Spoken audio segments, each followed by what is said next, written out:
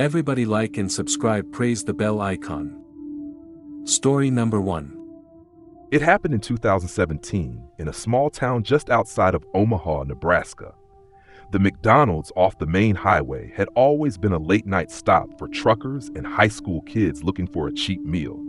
It was a typical 24-hour location with bright lights and a mostly empty parking lot after midnight. People came and went, but nobody paid much attention to the place. It was just another McDonald's.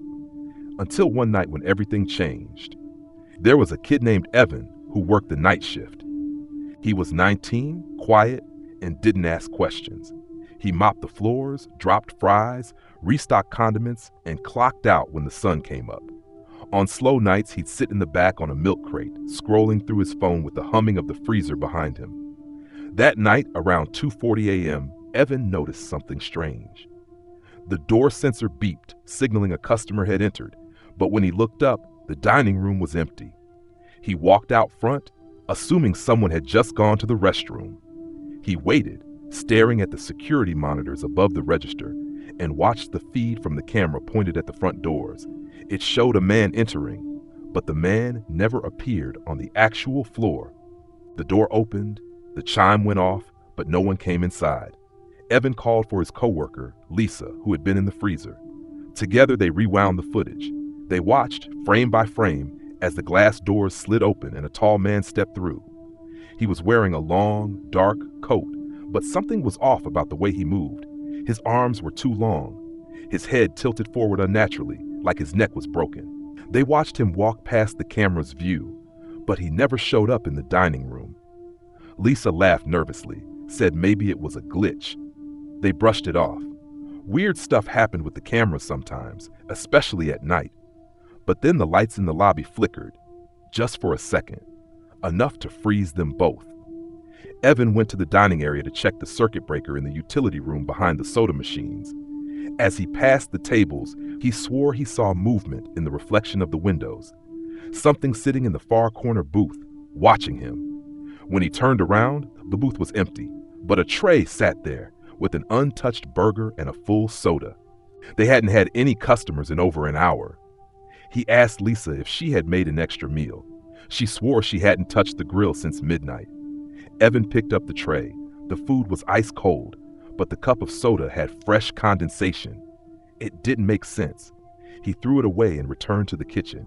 10 minutes later, the smell hit them. It was like old meat, but worse, like something left out in the sun for weeks.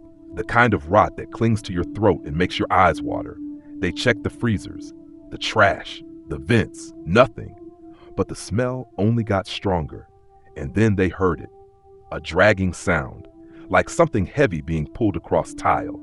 It started near the play place, which was closed off at night, and moved slowly toward the counter. Lisa went pale. She turned and locked herself in the manager's office, leaving Evan alone. He tried to follow the sound, phone flashlight in hand, but when he reached the front counter, he saw it again on the security screen. The same man, same dark coat, standing just outside the drive-through window. Just standing there, not knocking, not moving. Evan walked to the window. The lot was empty, but when he looked back at the monitor, the man had moved. Now he was inside, standing behind the counter, right behind Evan. Evan turned, swinging his flashlight, but there was no one there. The air had gone cold. The smell had vanished. Lisa came out a few minutes later, panicked and ready to leave. They clocked out early and didn't say a word to each other. The next day, Evan didn't show up for his shift.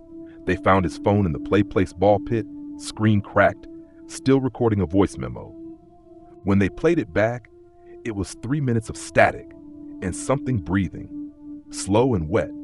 The store shut down a month later after 3 more employees quit in the span of 2 weeks, all reporting strange noises, flickering lights, and sightings of a man in a long coat who never showed up on the cameras. McDonald's corporate called it electrical issues and quietly remodeled the building, but the late-night truckers still talk about it. That McDonald's off the highway, the one where sometimes, if you're eating alone after 2 a.m., you'll look up and see a man watching you from the play place, just a shadow, too tall, with his head tilted unnaturally forward, always watching, never moving, until you blink. Everybody like and subscribe, praise the bell icon. Story number 2. It was in the fall of 2013 when Kelsey, a sophomore at a community college in Oregon, got her first job at a McDonald's tucked off a quiet highway. It was a small location, the kind where the manager doubled as a cook, and the late-night crew rarely had more than 2 people on shift. Kelsey worked the closing shift, 10 p.m. to 4 a.m., every Friday and Saturday. At first, it was just greasy fries, mop buckets, and a lot of boredom. Then things started getting strange. It began with the order screen. Sometimes, around 3:30 a.m., it would ping even though no car was at the drive-thru speaker. The screen would light up with a garbled order, like someone was whispering directly into the mic. It wasn't just static. It sounded like syllables, words too distorted to make sense of. The first few times, Kelsey thought it was interference from passing trucks.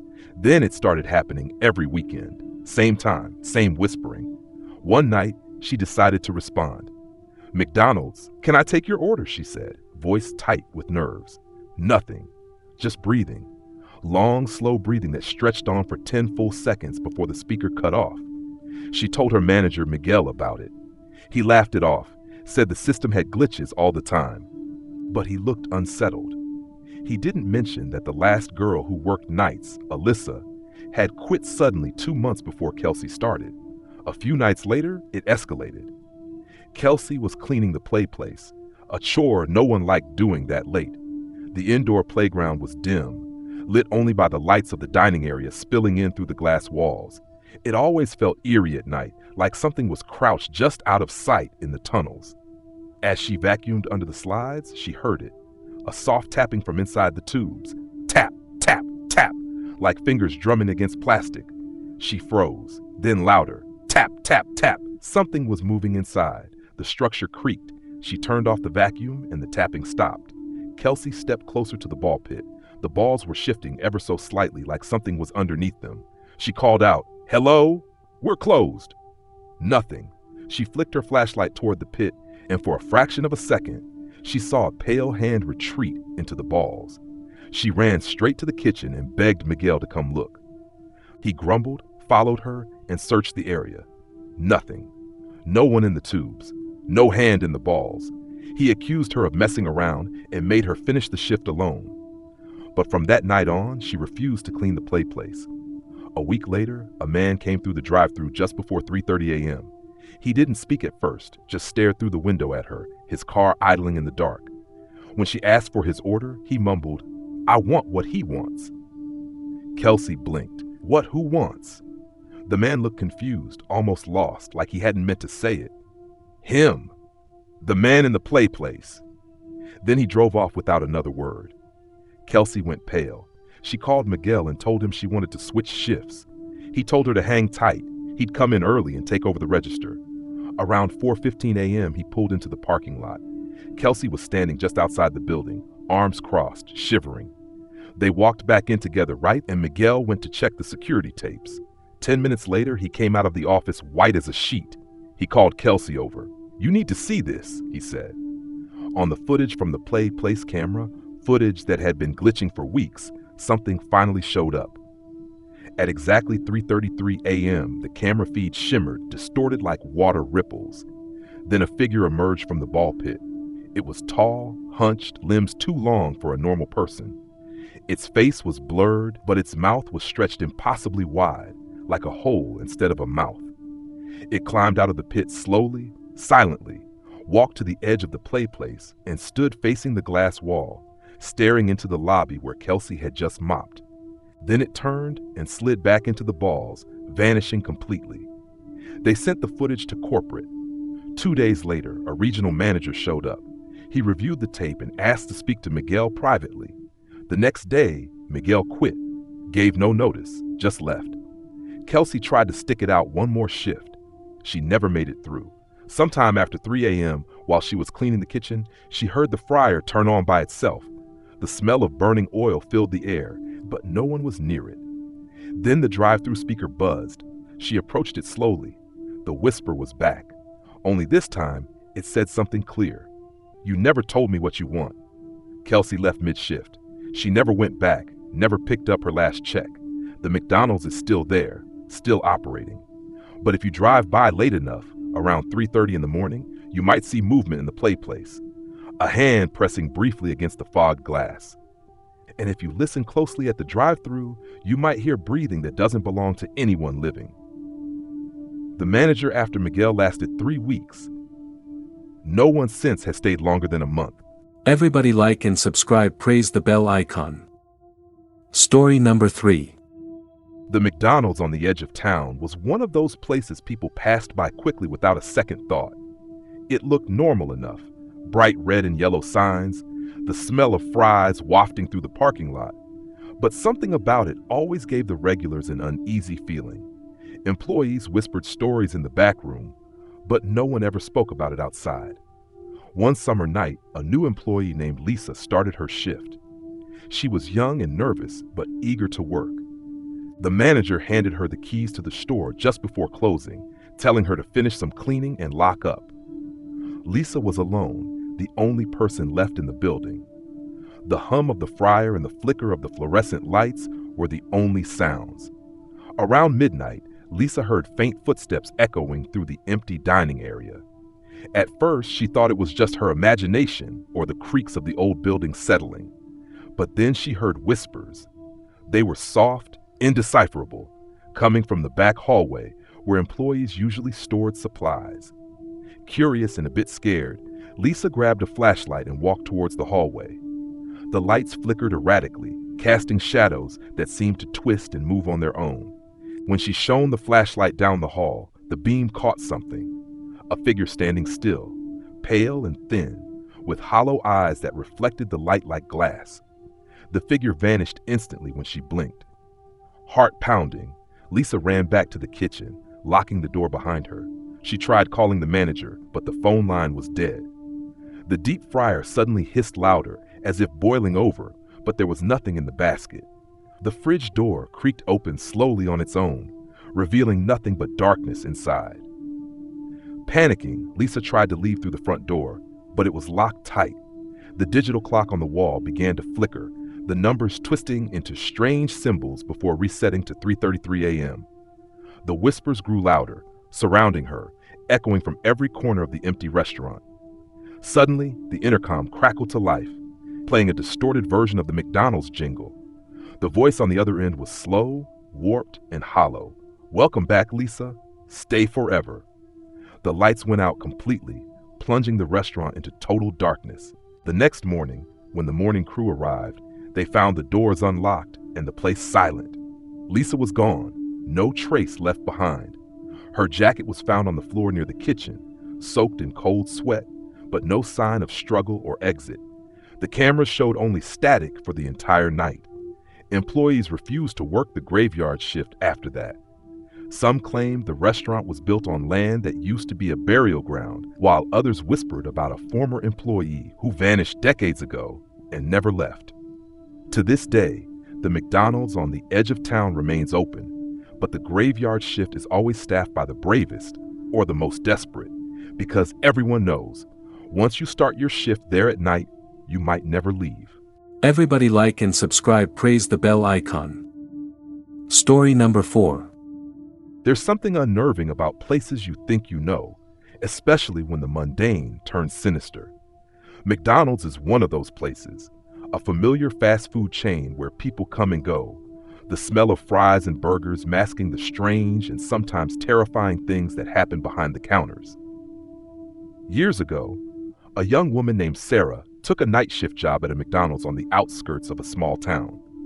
The store was old, a bit rundown, and most employees warned her about weird things happening late at night, but Sarah shrugged it off as silly rumors.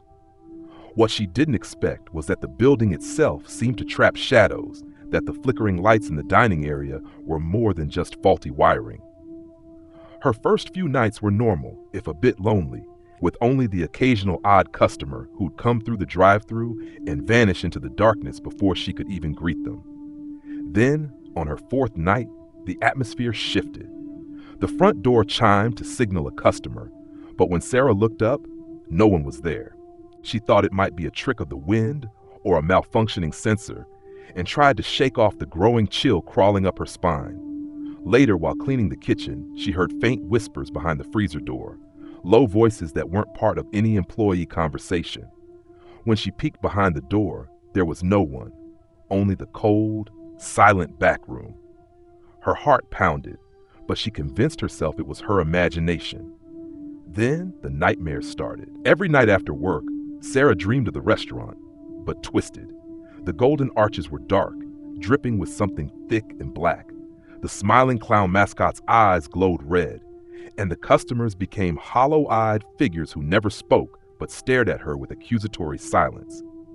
One night, Sarah decided to check the security footage to prove to herself there was nothing supernatural going on. What she found froze her blood.